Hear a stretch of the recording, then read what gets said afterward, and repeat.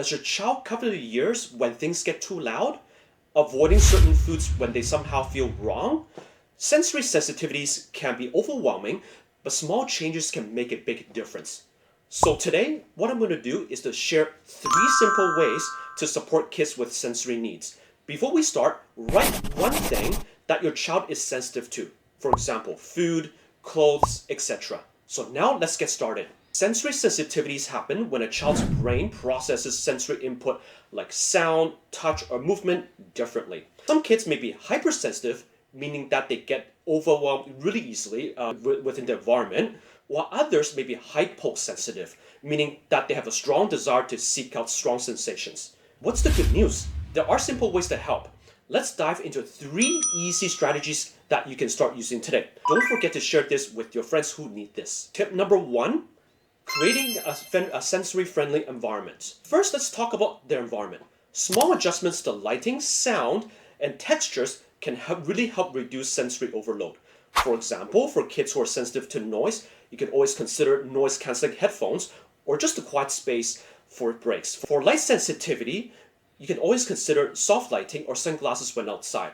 Some kids may also be sensitive to certain types of light, for example, fluorescent lights. So keep that in mind. For kids who struggle with certain fabrics, we can let them choose soft, tech-free clothing that feels comfortable, that doesn't feel prickly. These small tweaks can make a space feel safer and calmer. Tip number 2 is using sensory tools and fidgets. So let's think about ways to help kids regulate their sensory inputs using these sensory tools and fidgets. So for example, for kids who tend to fidget with their hands a lot, let's think about perhaps fidget spinners, stress balls, or texture toys that help them move their hands a little bit more appropriately. So for those who tend to chew on clothes and pencils, we can also consider offering chewable necklaces or chewing gums. Also, for movement seekers, I will also suggest incorporating jumping, stretching, or using weighted blankets for deep pressure. And in my experience, I've also encountered kids who really enjoy massages, deep massages to various areas of the body. These simple tools can give an outlet for their sensory needs. So you can find these items in the description box below. And lastly, tip number 3, preparing for sensory challenges in advance. Finally, it's also important to plan ahead.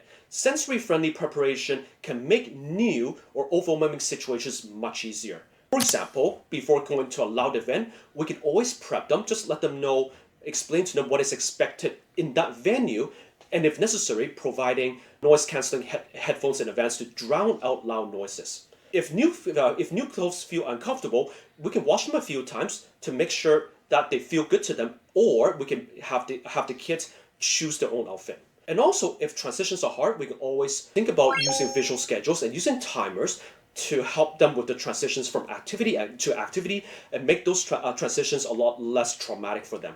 A little preparations like these can go a long way in reducing stress and meltdowns. So finally, by making small adjustments, offering sensory tools, and preparing ahead of time, we can create a world that's more comfortable and more supportive for kids with sensory sensitivities. So which of these strategies do you think would help your child the most and make the biggest difference?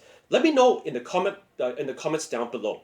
Don't forget to like, subscribe, and share if you found this video helpful. And other than that, see you next time. Goodbye.